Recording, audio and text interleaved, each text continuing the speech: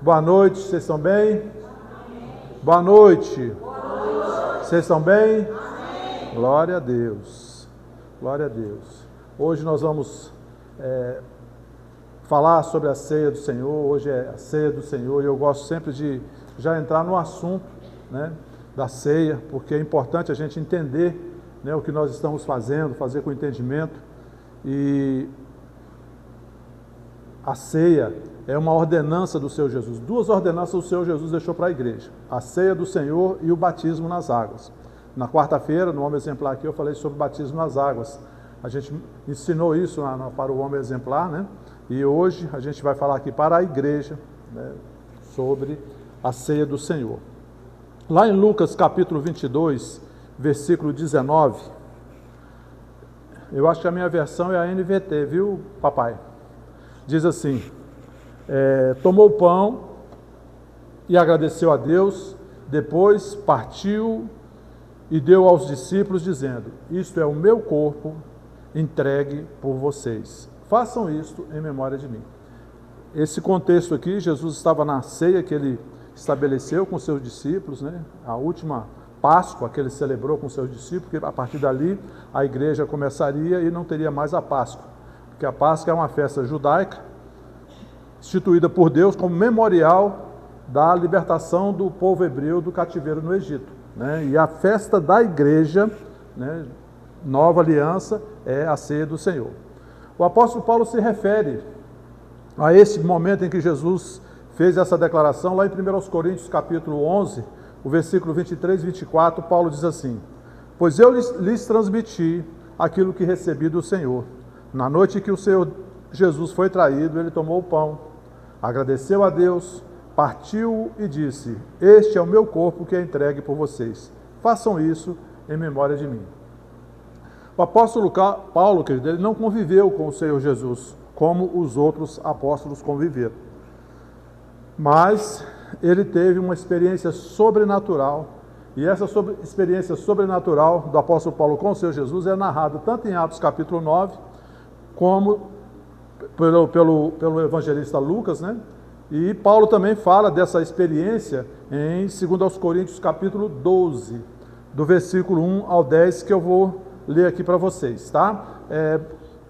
Isso, está na NVT, né? É necessário prosseguir com meus motivos de orgulho. Paulo aqui, esse capítulo 12 de 2 Coríntios é a continuação, óbvio, do capítulo 11, e no capítulo 11 Paulo vem falando sobre algumas pessoas que estavam se apresentando à igreja de Corinto como bispos, como apóstolos, e estavam causando uma certa confusão, porque na verdade aquelas pessoas não estavam ali com o propósito de ensinar, de fazer a igreja crescer, mas de obter vantagem em função de cargo. E aí o apóstolo Paulo faz uma admoestação à igreja, chama a atenção porque começou a ter divisão dentro da igreja, algumas pessoas até questionar o apostolado do apóstolo Paulo. E aí no capítulo 11 ele vem chamando a atenção da igreja, e no 12 ele continua assim: é necessário prosseguir com meus motivos de orgulho, mesmo que isso não me sirva de nada. Vou lhes falar agora de visões e revelações que recebi do Senhor. Conheço um homem em Cristo, aí está falando dele, que há 14 anos foi arrebatado ao terceiro céu. Se foi no corpo ou fora do corpo, não sei, só Deus o sabe. Sim, somente Deus sabe se foi no corpo ou fora do corpo. Mas eu sei que tal homem foi arrebatado ao paraíso e ouviu coisas tão maravilhosas que não podem ser expressas em palavras, coisas que a nenhum homem é permitido relatar. Da experiência desse homem, eu teria razão de me orgulhar, está falando dele, hein? Mas não o farei. Na verdade, minhas fraquezas são minha única razão de orgulho. Se quisesse me orgulhar, não seria insensato de fazê-lo, pois estaria dizendo a verdade.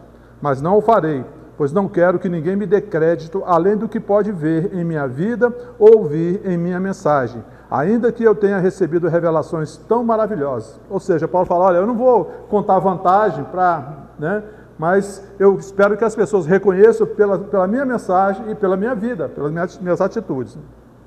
Portanto, para evitar que eu me tornasse arrogante, foi-me dado um espinho na carne, um mensageiro de Satanás para me atormentar e impedir qualquer arrogância. Aqui, nessa versão, é interessante que Paulo explica qual é esse espinho na carne, porque muita gente, algumas pessoas creem que o espinho na carne que Paulo fala na sua carta seria uma doença nos olhos, mas não é. Ele vai explicar aqui o que espinho na carne é esse. Em 3 ocasiões, portanto, para evitar que eu me tornasse arrogante, foi-me dado um espinho na carne, um mensageiro de Satanás para me atormentar e impedir qualquer arrogância. Em 3 ocasiões, supliquei ao Senhor que o removesse, mas ele disse, minha graça é tudo o que você precisa. Tem uma versão na RA, diz, a minha graça te basta. Meu poder opera melhor na fraqueza. Portanto, agora fico feliz de me orgulhar de minhas fraquezas, para que o poder de Deus opere por meu intermédio. Por isso, aceito com prazer fraquezas, insultos, privações. Olha o espinho na carne de Paulo aqui, ó. Fraquezas, insultos, privações, perseguições e aflições que sofro por Cristo, pois quando sou fraco, então é que sou forte. O espinho na carne de Paulo era a perseguição que ele sofria dos judeus, porque em toda cidade que Paulo chegava, ele num domingo ele pregava ali no Areópago, naquele lugar onde as pessoas se reuniam, e ganhava muita gente. Quando marcava a segunda reunião, os judeus ali fermentavam aquelas pessoas, e aí havia divisões e agrediam Paulo. Paulo quase morreu de certa vez, de tão ferrenha que foi a agressão que ele sofreu. Então, o espinho na carne de Paulo era a perseguição que ele sofria dos judeus, né? Porque ele foi judeu, defendeu o judaísmo, e depois ele saiu do judaísmo, se converteu a Jesus, por causa dessa experiência que ele fala aqui, que ele foi arrebatado ao terceiro céu, né? Está narrado lá em Atos 9, e aí ele mostra, né, que ele teve uma experiência com Jesus, e dessa experiência, né, ele recebeu revelações de coisas. Na RA fala, ele ouviu palavras inefáveis, palavras maravilhosas, que não tem como nem expressar, né, aquilo que ele ouviu do Senhor. E Paulo começou seu ministério então, e a gente conhece que Paulo foi o homem responsável pela maior parte, né, do Novo Testamento. A maior parte do que foi escrito do Novo Testamento, a maior revelação foi dada a Paulo, coisas que os outros discípulos de Jesus não tiveram. A revelação do que aconteceu da cruz ao trono, tem até um livro na nossa livraria, né, do E.W. Kenyon, que vocês podem adquirir e ler, porque ali traz o que a cruz significou, o que a redenção em Cristo significou, o que aconteceu depois da cruz, que a gente não vê do ponto de vista natural, mas do ponto de vista espiritual. Então, recomendo esse livro para vocês, Da Cruz ao Trono, E.W. Kenyon, tem na livraria. Então, a Páscoa, ela é uma festa judaica, lá instituída por Deus em Êxodo 12, antes da saída do povo do Egito, né? E o significado da Páscoa é o quê? Deus estabeleceu a festa da Páscoa como um memorial da libertação do povo israelita do cativeiro do Egito. Ponto. Amém? E a ceia do Senhor? A ceia do Senhor é uma festa cristã. Lá, naquele tempo, no tempo de Paulo, era chamado de festa ágape, e era diferente, se celebrava diferente do que a gente celebra hoje, porque a gente hoje celebra aqui com o pão e o vinho que simbolizam a carne e o sangue de Jesus que foram derramados ali na cruz do Calvário. A festa ágape da igreja lá primitiva era como se fosse um jantar comunitário. Como é que você chama aqui, amor, que você fala? Colaborativo. Era uma festa colaborativa. Cada pessoa trazia aquilo que podia e ali depositava ali, depois da palavra, tudo, eles então participavam daquela ceia. Tanto é que no capítulo 11 de 1 Coríntios, Paulo chama a atenção das pessoas porque havia divisões entre elas. Porque os mais ricos se juntavam nos grupinhos, os mais pobres em outros. Os mais ricos pegavam as coisas melhores que eles levavam e era só para eles. E os mais pobres, muitas vezes, ficavam até privados, porque não tinham condição de levar comida, né? Eles ficavam privados e assistindo aquilo. E aquilo era um quadro deprimente. No capítulo 11 de 1 Coríntios, no começo do capítulo, Paulo chama a atenção da igreja. Fala, eu não aprovo isso não. Amém? Então, a ceia do Senhor é um memorial, é uma festa onde foi estabelecida por Jesus como um memorial da libertação da humanidade do cativeiro de Satanás. É a nossa festa, a festa da igreja. Nós celebramos porque através da ceia a gente se lembra que nós somos libertos pelo sacrifício de Jesus do cativeiro de Satanás. Amém, queridos? E é interessante que a palavra fala que as coisas da antiga aliança, do Antigo Testamento, são sombras das coisas que haveriam de vir. Lá em Colossenses capítulo 2, versículo 17, Colossenses 2, versículo 17, Paulo fala assim: pois essas coisas são apenas... Põe o 16 para mim antes, o 16 e o 17, por favor. Portanto, não deixem que ninguém os condene pelo que comem ou bebem, ou por não celebrarem certos dias santos, as cerimônias da lua nova ou os sábados. Está falando aqui daquelas leis cerimoniais que Moisés estabeleceu lá na antiga aliança, né? No livro de Levítico a gente vê essa lei, né? De celebrar o sábado, as comidas que podiam comer, que não podiam, né? Todas as festas que podiam fazer. Aí Paulo continua: pois essas coisas são apenas sombras da realidade futura, e o próprio Cristo é essa realidade. Ou seja, todas aqueles cerimoniais, aquelas coisas que eles faziam lá, representava Cristo, era uma sombra do que Cristo realmente é, das coisas celestiais, do que haveria de vir. Tanto que o autor de Hebreus no capítulo 8, no versículo 5, ele fala a mesma coisa. Hebreus 8, versículo 5, papai. O serviço sacerdotal que eles realizam é apenas uma representação, está falando da antiga aliança, uma sombra das coisas celestiais, uma representação das coisas, pois quando Moisés se preparava para construir o tabernáculo, Deus o advertiu: cuide para que tudo seja feito de acordo com o modelo que eu lhe mostrei aqui no monte. Que modelo é esse? O modelo do céu. Então tudo aquilo era representação do que já existia no céu e que Jesus viria a trazer a realidade da adoração na nova aliança, a realidade da libertação na nova aliança, a realidade da salvação, da libertação do cativeiro. Amém, queridos? Então vamos entrar então no texto da ceia, que é 1 Coríntios capítulo 11, do versículo 23 ao 26. Pois eu lhes transmiti aquilo que recebi do Senhor. Na noite em que o Senhor Jesus foi traído, ele tomou o pão, agradeceu a Deus, partiu e disse: este é o meu corpo que é entregue por vocês. Façam isso em memória de mim. Da mesma forma, depois da ceia, tomou o cálice e disse: este cálice é a nova aliança confirmada com meu sangue. Façam isso em memória de mim, sempre que o beberem. Porque cada vez que vocês comem desse pão e bebem desse cálice, anunciam a morte do Senhor, até que ele venha. Só até o 26. Então, queridos, nós estamos aqui diante da mesa da ceia. A mesa, ela fala do plano de redenção de Deus, o plano de salvação. E o plano de redenção, o plano da salvação, ele inclui a morte de Jesus, seu sepultamento, sua ressurreição, sua ascensão ao céu e o seu breve retorno para buscar a igreja. Amém, queridos?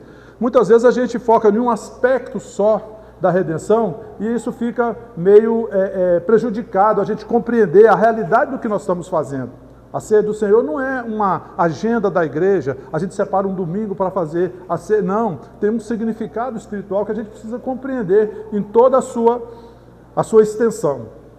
Então, o plano da redenção, que foi anunciado por Deus, lá em Gênesis 3,15, quando Eva tomou do fruto, deu para Adão, eles desobedeceram a Deus e caíram, né? Deus estabeleceu o plano da redenção, quando ele disse que o descendente da mulher pisaria a cabeça da serpente, e a serpente morderia o seu calcanhar. O que significava isso que Deus estava dizendo? O descendente da mulher, ele fala: porém inimizade entre ti e a mulher. O descendente da mulher pisará a sua cabeça e você morderá o calcanhar dele. Ou seja, o descendente da mulher pisar a cabeça naquele tempo significava tomar a autoridade daquela pessoa que está pisando a cabeça. Amém, queridos? Então, foi anunciado por Deus em Gênesis 3,15 e foi implementado. Esse plano da salvação, ele foi implementado com a vida do Senhor Jesus. Quando Jesus nasceu aqui na terra, o plano de redenção começou a acontecer, amém? E foi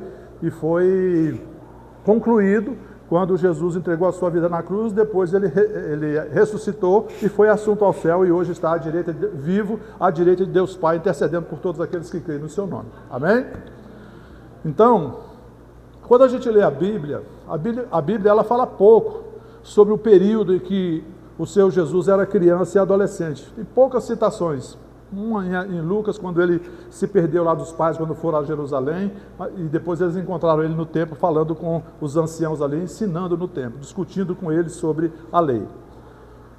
Mas existem 2 versículos na Bíblia, no Novo Testamento, que falam claramente sobre o que implicava o ministério de Jesus Cristo. Um deles é Atos capítulo 10, versículo 38, que diz assim, na versão RA diz, como Deus ungiu a Jesus Cristo de Nazaré, com o Espírito Santo e com poder, o qual andava por toda parte fazendo o bem e curando todos os oprimidos do diabo, porque Deus era com ele. Amém? Isso aí é o que está lá em Atos 10, 38, e isso aqui explica o ministério de Jesus. Curando, andando, fazendo o bem por todo lugar e curando a todos os oprimidos do diabo. Libertando dos oprimidos do diabo.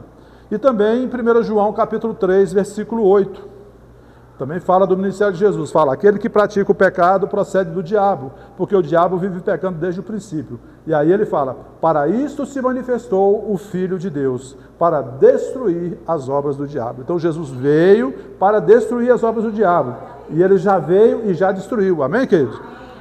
Diga, Jesus Cristo já destruiu as obras do diabo. Diga, o diabo não tem poder sobre a minha vida e sobre a minha família. Amém, queridos? Essa semana uma pessoa me pediu uma orientação, estava com medo, umas coisas, uns pesadelos, e eu falei, querida, o inimigo não tem poder mais sobre a vida da igreja. Você é igreja, você é filho de Deus.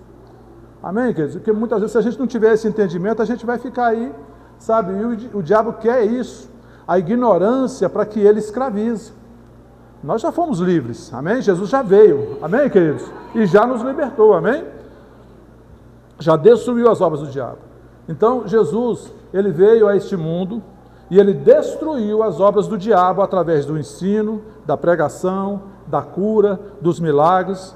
Ele destruiu o império das trevas e começou a anunciar o reino de Deus. Ele mostrou quem é que tinha autoridade realmente. Lá em 1 Coríntios capítulo 11, versículo 23 ao 26, que eu li aqui anteriormente, fala que nós devemos participar da ceia em memória do Senhor, em memória do Senhor Jesus. E isso foi falado pelo próprio Senhor Jesus, na noite anterior à sua morte.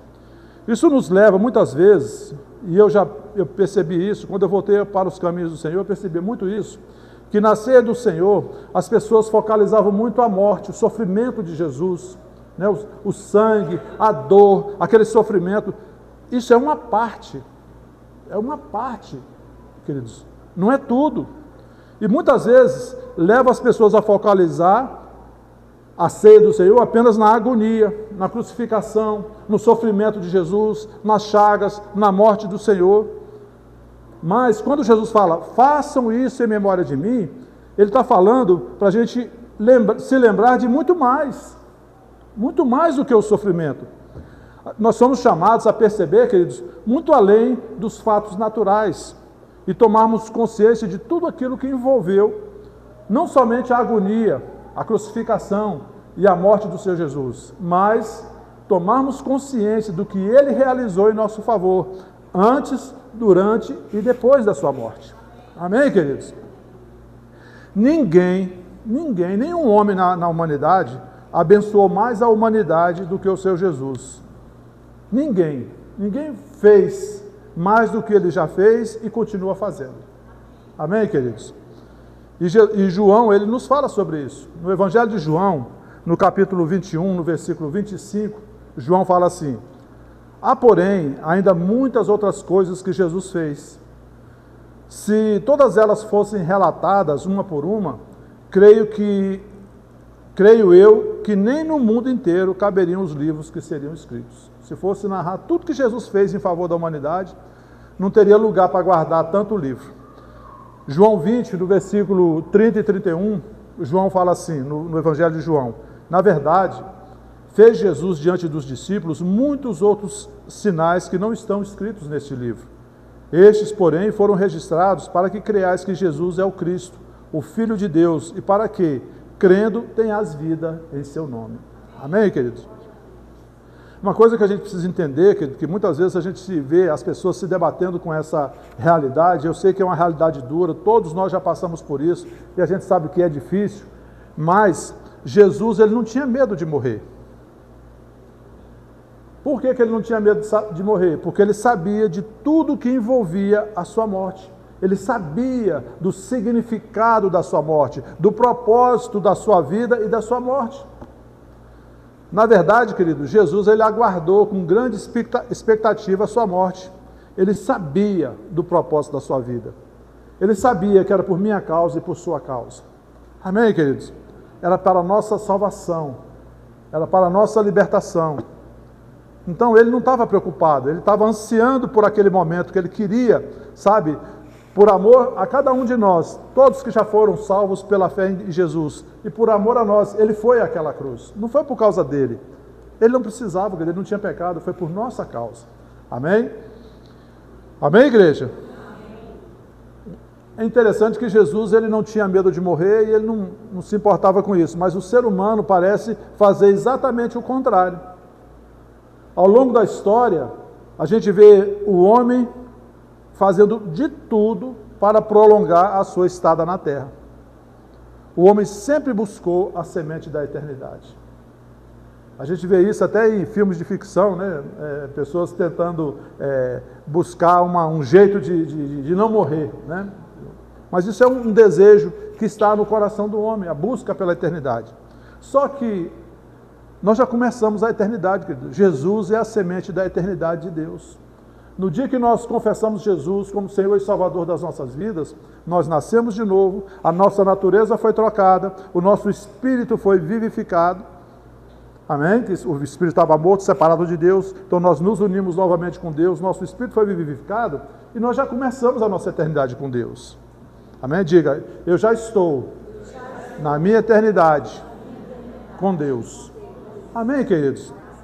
É interessante você entender isso, porque senão você fica, sabe, nessa dúvida, indo lá e cá na sua mente. Não, nós já estamos na eternidade com Deus, querido, nós já estamos em Cristo.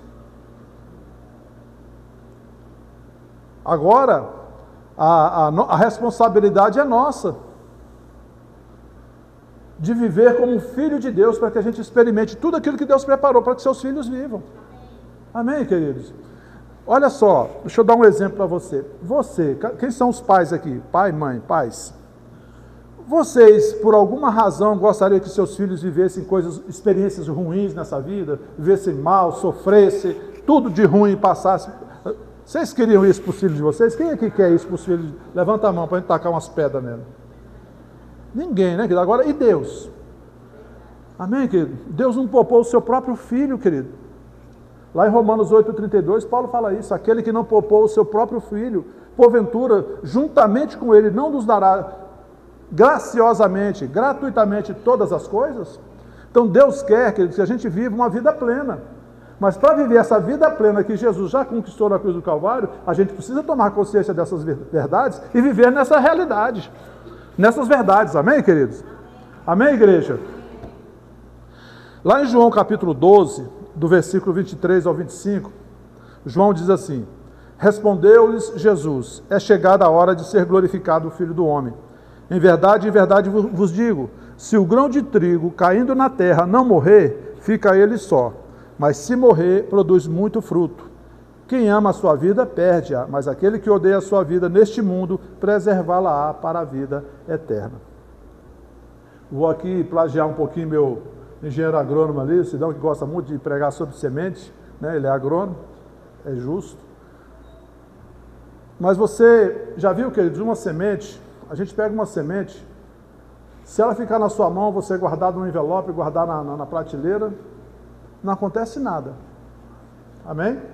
Mas se aquela semente ela for enterrada, ela morre como semente e ela se torna uma árvore, uma planta, e essa planta frutifica, né? E gera muitos frutos.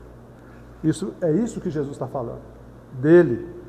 O grão de trigo, se não morrer, não for enterrado, ele não nasce a planta e não gera muitos frutos. Jesus, esse processo de germinação, de frutificação, foi estabelecido por Deus, E a gente precisa entender que nós somos um espírito, habitamos num corpo e temos uma alma. Jesus da mesma forma. A exemplo da semente, ele morreu. Ele foi colocado num túmulo, mas ele ressuscitou, diga, ele ressuscitou. Ele ressuscitou da sepultura com uma nova vida. Cristo é a semente indestrutível, querido, que é dessa semente que nós nascemos. Diga, eu nasci de uma semente indestrutível. Jesus, querido, ele era o unigênito Filho de Deus, único, gerado por Deus. Porque todos os outros eram criaturas, amém? Nós éramos criaturas antes de confessarmos Jesus como Senhor e Salvador das nossas vidas, nascer de novo e nos tornarmos filhos de Deus, amém? Então Jesus era o unigênito, o único Filho gerado de Deus. Depois que ele morreu e ressuscitou e foi assunto aos céus, ele se tornou o quê? O primogênito, o primeiro. Primeiro de muitos, amém?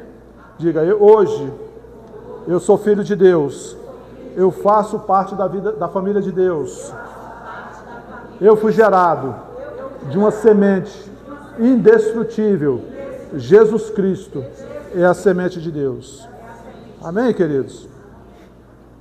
Jesus, ele chamou a palavra de Deus de semente, está lá em Lucas capítulo 8, versículo 11, e João capítulo 1, versículo 14, diz que o Verbo se fez carne e habitou entre nós, cheio de graça e de verdade, e vimos a glória do unigênito do Pai. Jesus é a palavra viva, querido. Ele está vivo. Ele é a palavra viva. E a Bíblia é a palavra escrita. O Logos. Jesus é o Rema, a revelação de Deus, amém? Jesus é a semente incorruptível, indestrutível. E essa semente, ela não deveria ser corrompida ou infectada com o pecado. Jesus não tinha pecado. O homem pode até ser corrompido, o homem do mundo, mas o Filho do homem não deveria ser. Jesus, ele não conheceu o pecado, ele não pecou, ele se tornou pecado por nós na cruz. Amém, queridos? Mas para que eu e você, nele, em Cristo, pudéssemos nos tornar filhos de Deus, livres do pecado, justiça de Deus. Lá em 2 Coríntios capítulo 5, versículo 21, Paulo diz, aquele que não conheceu o pecado, ele se fez pecado por nós, para que nele fôssemos feitos filhos, para que nele fôssemos feitos a justiça de Deus. O que é a justiça de Deus, querido? É uma condição aceitável diante de Deus. Diga, em Cristo, eu fui feito justiça de Deus. Hoje eu posso estar diante do meu Pai sem nenhum senso de condenação, porque Jesus Cristo pagou na cruz os meus pecados. Hoje eu sou justo por causa do sacrifício de Jesus. Amém, queridos? Você percebe que você ter consciência dessas verdades que estão escritas na palavra. Você é a justiça de Deus. Você hoje pode chegar diante do trono da graça, sem nenhuma condenação, como se você nunca tivesse pecado. Por quê? Porque seus pecados já foram colocados na cruz, Jesus já levou. Amém, queridos? E Hebreus 13, versículo 8, diz que Jesus é o mesmo ontem, hoje e será eternamente. A semente incorruptível, a semente indestrutível veio do céu, o Verbo se fez carne. Deus enviou o seu Filho para se tornar filho do homem sem pecado, para que o homem pudesse se tornar filho de Deus sem pecado. Amém? Diga, Jesus veio a esse mundo, o Filho do homem, sem pecado, para que eu pudesse me tornar filho de Deus sem pecado. Amém, queridos? Lá em tudo isso é significado da ceia, queridos. Em 1 Pedro capítulo 1, versículo 23, Pedro diz assim, pois fostes regenerados, não de semente corruptível, mas de incorruptível, mediante a palavra de Deus, a qual é viva, a qual vive e é permanente.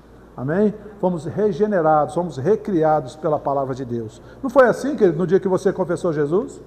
Você ouviu a palavra, você creu na palavra, você entendeu que você precisava do perdão de Deus, recebeu o perdão de Deus, dado pela graça, por intermédio do sacrifício de Jesus, recebeu Jesus como seu Salvador, e aí você foi regenerado.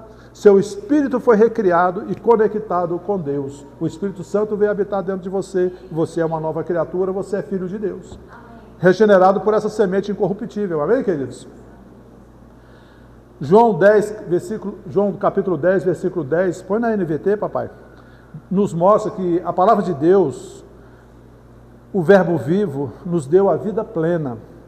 E nós temos acesso a essa vida plena desde já, se nós agirmos sobre a incorruptível, a indestrutível, a infalível, a imutável palavra de Deus. Olha o que diz João 10, versículo 10.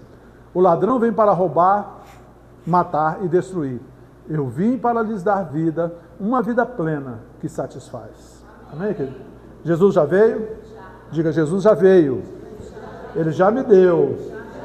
Amém, queridos? Isso é a vida que nós vamos ver. E o que é uma vida plena? Muitas vezes que as pessoas confundem, pensam que vida plena significa muito dinheiro. Não, querido. Dinheiro não significa vida plena, não. Dinheiro significa só dinheiro. Vida plena envolve muito mais do que dinheiro. Saúde, paz, alegria, provisão, proteção, livramento. Tem gente que tem muito dinheiro e não tem saúde. Ele tem uma vida plena? Não. Amém, queridos? Tem gente que tem muito dinheiro e não dorme de noite. Você dorme de noite? Você sabe quanto que vale uma noite de sono, queridos? Uma vez, a gente tinha a célula lá em casa, e a gente terminou a célula e perguntamos os motivos de oração, e viu uma pessoa me pediu oração. Eu falei, por que você quer? Qual o motivo da oração? Ele falou assim, eu quero oração para me dormir. Eu falei, como assim? Ele com o olho assim preto, parecia uma máscara do Zorro. Eu falei, como assim, oração para dormir? Ele falou, irmão, eu tomo um remédio controlado para dormir e não durmo. Eu falei, e quanto tempo tem isso? Ele falou, 20 anos. 20 anos que eu não durmo. Sabe o que é isso, querido? Aquela pessoa com aquele semblante caído, sofrido, sabe? Uma coisa terrível. Eu não vou contar para vocês aqui o motivo, mas eu perguntei, você pode falar por que você está passando por isso? Ele falou, ele explicou. Porque ele fez coisas terríveis, crueldade com outros seres humanos, por causa do trabalho que ele tinha. E ele fez coisas terríveis, de tortura com pessoas. E ele tomava o remédio controlado, mas a mente dele trazia tudo aquilo de volta. Ele via aquelas pessoas sofrendo e ele causando aquele sofrimento, então ele vivia perturbado por demônio. E não dormia. Ele falou, 20 anos eu tomo remédio controlado e não durmo. E a noite inteira nesse tormento. E dava para ver que ele não dormia, porque os olhos dele que era preto assim, querido. Ó. Eu falei para ele, mas hoje você vai dormir. Hoje acabou esse cativeiro na sua vida. Orei por ele, queridos. Isso foi numa terça-feira, lá em casa. Orei por ele, repreendi aqueles demônios. Aí no domingo, encontrei com ele na igreja. Aí fui lá dar um abraço nele. Falei, tudo bem? Ele falou assim, graças a Deus. Há 20 anos que eu não dormia. E agora eu estou dormindo. Sabe, queridos? E agora eu estou dormindo. Me abraçou, assim, muito emocionado. Pensa, queridos. Jesus veio para nos dar isso. O que é uma noite de sono? A gente que dorme pode não dar valor. Mas pensa uma pessoa, 20 anos sem dormir. Ele tinha dinheiro para pagar médico. Ele tinha dinheiro para pagar remédio. Mas não dormia. Ele não vivia uma vida plena. Mas Jesus veio para nos dar vida plena. Amém, queridos? Aleluia. Aleluia.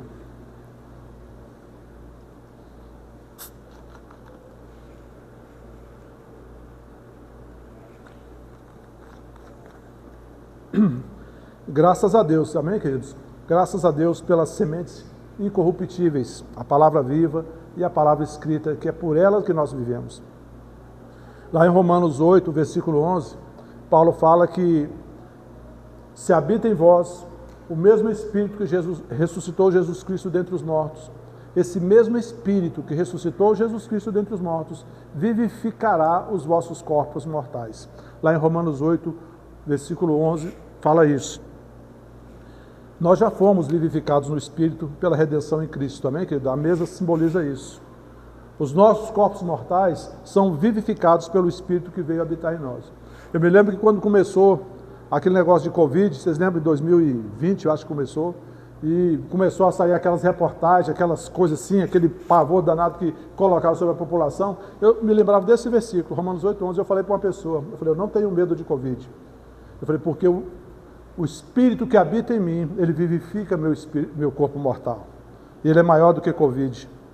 Eu falei assim, olha querido, eu falei para uma pessoa, eu falei, olha, quando Deus criou o homem, Deus colocou no corpo do homem um sistema imunológico, que desde que o mundo é mundo, tem vírus, tem fungo, tem bactéria, o que mais? Tem vírus, tem tudo de ruim, ele está na atmosfera, você nem vê.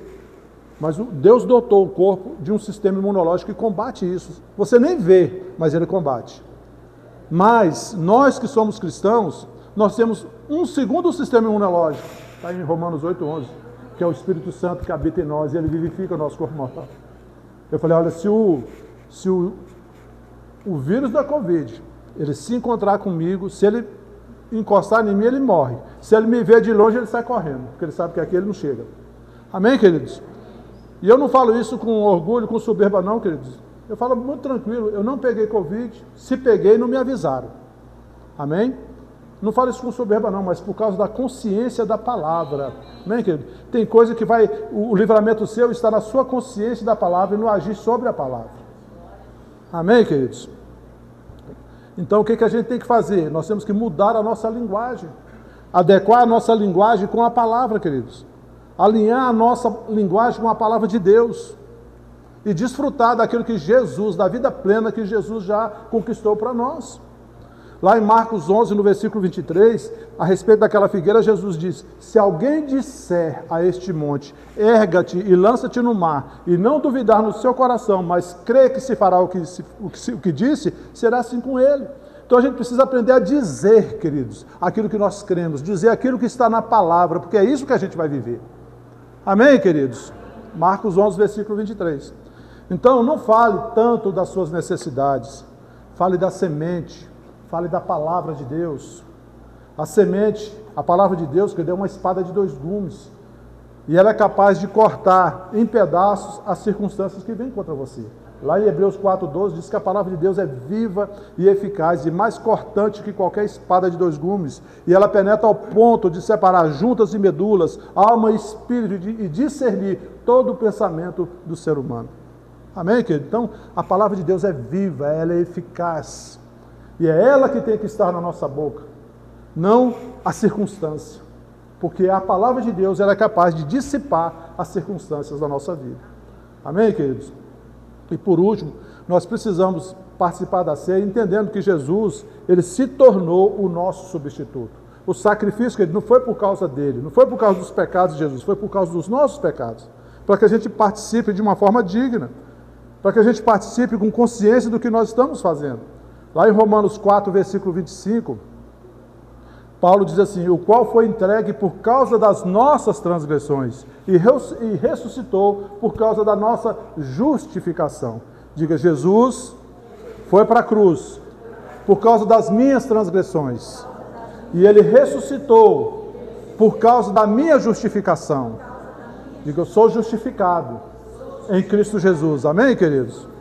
Romanos 8, 32, eu falei aqui para vocês, aquele que não poupou o seu próprio filho, antes, por todos nós o entregou, porventura não nos dará graciosamente com ele todas essas coisas? Que Deus, o que ele tinha de melhor, o seu filho, ele doou em meu favor e em seu favor. Você acha que Deus está guardando alguma coisa? Se ele deu o melhor que ele tinha, querido, o mais, querido, ele dá. Basta que a gente se alinhe com a palavra. E tudo vai se manifestar. A vida plena vai se manifestar na nossa vida.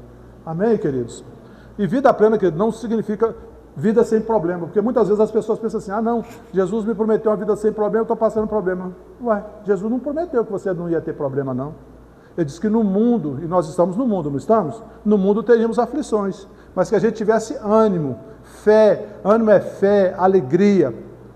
Tivéssemos fé, alegria, porque ele venceu o mundo e nós vamos vencer também. Amém, queridos? Segundo aos Coríntios 5, 21, eu já falei para vocês, aquele que não conhecia o pecado, ele o fez pecado por nós, para que nele fôssemos feitos a justiça de Deus. Gálatas 3, versículo 13, Paulo diz assim, Cristo nos resgatou da maldição da lei, fazendo-se Ele próprio maldição em nosso lugar. Diga, eu sou bendito de Deus. Diga com convicção, diga, eu sou bendito de Deus.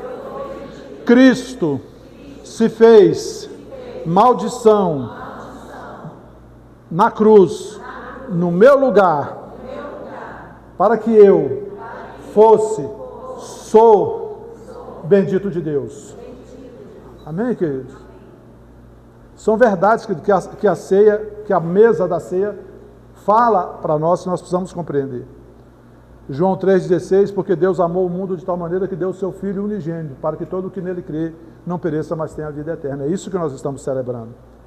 Jesus, como nosso substituto, ele pagou completamente o preço da nossa redenção, querido. Não ficou um centavo para trás, para que o inimigo possa dizer, não, eu ainda tenho algo a requerer da sua vida. Não, ele não tem nada para requerer.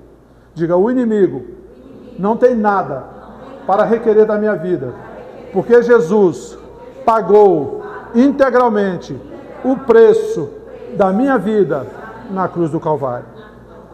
Amém, queridos? Hoje, nós somos livres, querido, livres do pecado, livres da morte, livres de Satanás, livres do inferno. O pecado não tem poder na nossa vida. Ah, pastor, mas fulano está pecando. Por que quer? Por que quer? Porque o pecado não tem poder na nossa vida. Amém, queridos? Nós podemos dizer não. Hoje nós temos o poder de escolher uma coisa ou outra. Viver como um filho de Deus ou andar na prática do pecado. Só que tudo, querido, qualquer escolha que a gente faz, uma ou outra, tem consequência. É isso que a gente precisa atentar. Você é livre. Deus te deu um livre-arbítrio. Agora, você é responsável pelo uso do seu livre-arbítrio. Eu estava falando com um jovem essa semana e eu falei sobre escolha. Eu falei, veja o que você está escolhendo para a sua vida. Porque do que você escolher hoje é o que você vai viver amanhã. Escolhas são sementes. E em Gálatas 6:7 diz que de Deus não se zomba. Gálatas 6, versículo 7. De Deus não se zomba. Tudo que o homem semear, tudo que o homem escolher, isso também colherá. É a consequência que ele vai viver. Amém, queridos? O preço foi pago integralmente. O escrito de dívida foi pago e pregado na cruz. Colossenses 2, versículo 14 e 15. Publica aí para mim, por favor, papai. Colossenses 2, 14 e 15. Diz assim: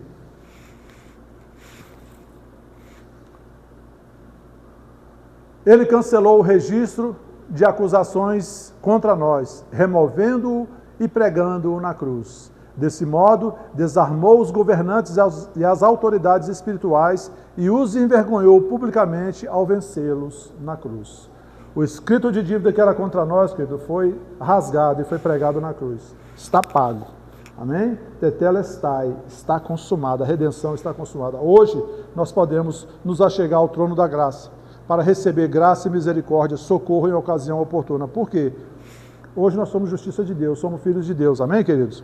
O inimigo não tem poder na nossa vida. Foi pago integralmente. Está lá na cruz. Foi cravado na cruz. O escrito de dívida está pago. Ele não tem mais poder nas nossas vidas. Amém? Feche seus olhos, vamos orar. Pai, em nome de Jesus, eu te agradeço pela tua palavra. A tua palavra é a verdade. Te agradeço, Pai, porque hoje nós estamos aqui celebrando a ceia do Senhor, celebrando a obra redentora que Jesus Cristo realizou na cruz do Calvário. Foi em nosso favor, foi por nós e foi para nós. Obrigado, Pai, porque o Senhor enviou o seu Filho amado para naquela cruz levar os nossos pecados, as nossas doenças, as nossas enfermidades, as nossas iniquidades. Jesus veio e tudo isso já foi realizado. E hoje nós podemos viver livres, viver em cura divina, viver livres do pecado, livres da morte, livres do inferno, porque toda a condenação, Jesus pagou o preço para que nós fôssemos livres, nos tornássemos justiça de Deus. Te agradecemos, Pai, por tão grande amor e queremos, Pai, viver com consciência do que Jesus já realizou e viver de um modo digno, Pai, de filhos de Deus que somos agora em Cristo.